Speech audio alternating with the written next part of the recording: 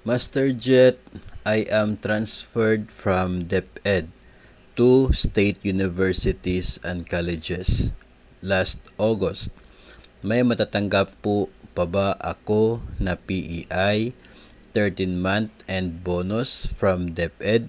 Kasi po sabi nila is transferred employee lang po ako, not new employee.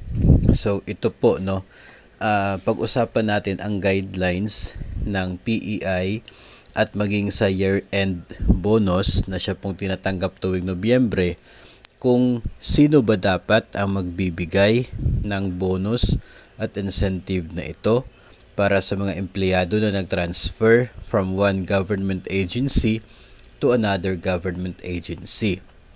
Ang sagot po talaga dyan sa guidelines ng PEI at ng year-end bonus, ang magbabayad ay ang bagong agency.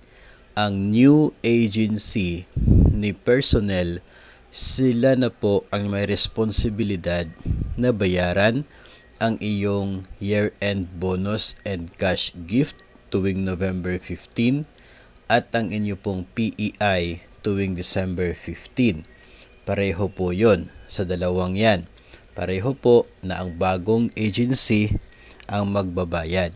Hindi na po ang old agency.